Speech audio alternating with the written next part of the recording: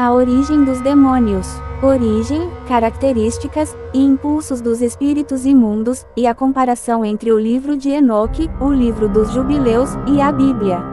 Introdução. Neste estudo, exploraremos as origens, características, impulsos e personalidades dos espíritos imundos, conforme apresentados nos livros de Enoque e no livro dos Jubileus, comparando essas informações com o que a Bíblia ensina sobre essas entidades.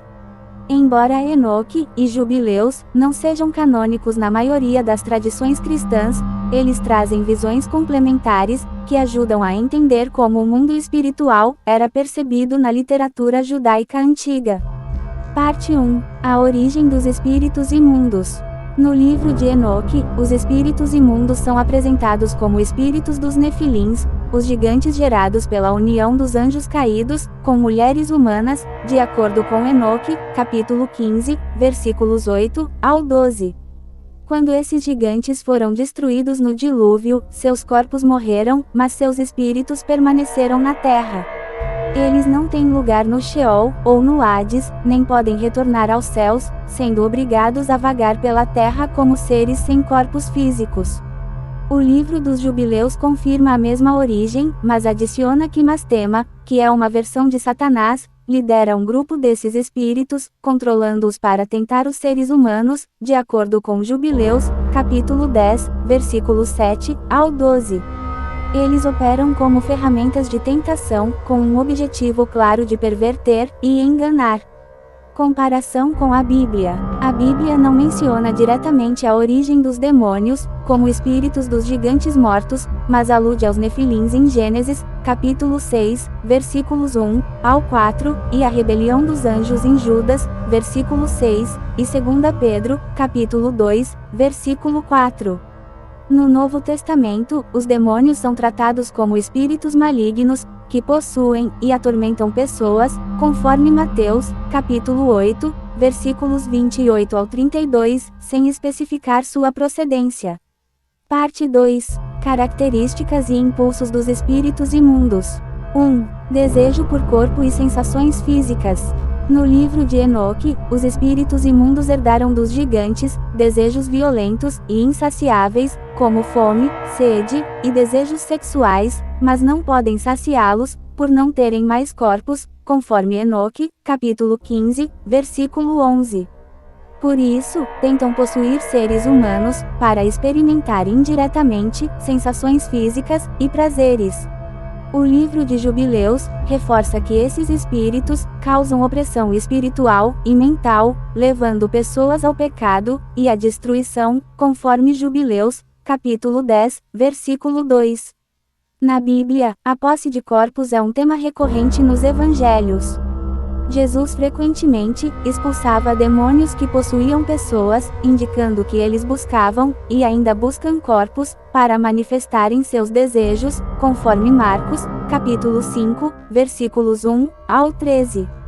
2. Opressão e vagância. No livro de Enoque, os demônios são descritos como espíritos vagantes, sem paz e sem descanso, constantemente procurando vítimas para atormentar e se apossar de seus corpos, conforme Enoque, capítulo 15, versículo 12.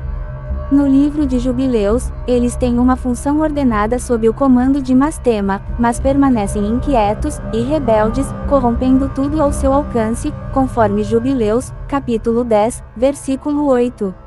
Na Bíblia, Jesus menciona que os espíritos imundos, ao serem expulsos, vagam por lugares áridos, buscando repouso, mas sem encontrá-lo, conforme Mateus, capítulo 12, versículos 43 ao 45. Isso é consistente com a ideia de espíritos eternamente insatisfeitos e insaciáveis. 3. Hostilidade e resistência à justiça. No livro de Enoque, eles odeiam a justiça e a obediência a Deus, porque são parte da linhagem corrompida dos anjos caídos.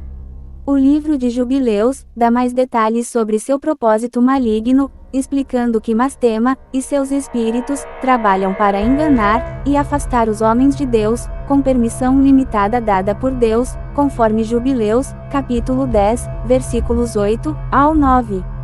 O Novo Testamento apresenta os demônios como agentes do mal e do engano, trabalhando para destruir e escravizar espiritualmente as pessoas, conforme Efésios, capítulo 6, versículo 12. Parte 3. Personalidade e liderança sob o comando de Mastema. O livro de Enoque não menciona um líder específico sobre os espíritos imundos, mas sugere que a linhagem angelical caída é a fonte primária de sua existência e influência. O livro de Jubileus mostra Mastema como uma figura que atua em oposição ativa a Deus, liderando os espíritos imundos e testando a humanidade. Ele age com permissão divina, semelhante ao que é visto na figura de Satanás no livro de Jó. Embora a Bíblia não mencione esse ser espiritual chamado Mastema, a figura de Satanás tem um papel semelhante, agindo como adversário e acusador, sempre tentando os servos de Deus, conforme o livro de Jó, capítulo 1, versículo 6 ao 12, e Lucas, capítulo 22, versículo 31. Parte 4. Semelhanças e diferenças entre os textos.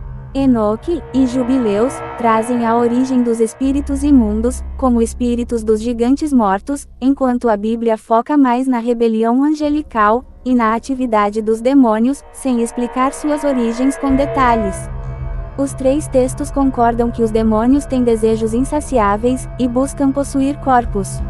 O livro de Enoque, o livro de Jubileus e a Bíblia descrevem os espíritos imundos como vagantes e perturbadores, sem descanso, sempre em busca de novas vítimas para saciar seus desejos carnais.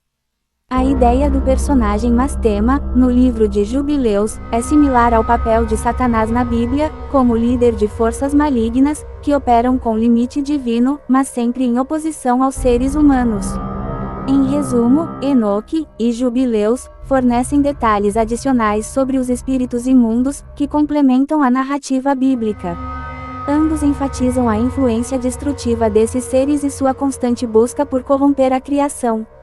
A Bíblia, por sua vez, destaca o poder de Cristo sobre essas forças, oferecendo esperança aos que estão em Cristo, pois nele toda potestade e principado espiritual são subjugados e derrotados, conforme Colossenses, capítulo 2, versículo 15. Obrigado por acompanhar este estudo. Que essas reflexões ajudem você a compreender melhor a batalha espiritual, apresentada nas Escrituras, e como Deus é soberano sobre todas as coisas. Até a próxima!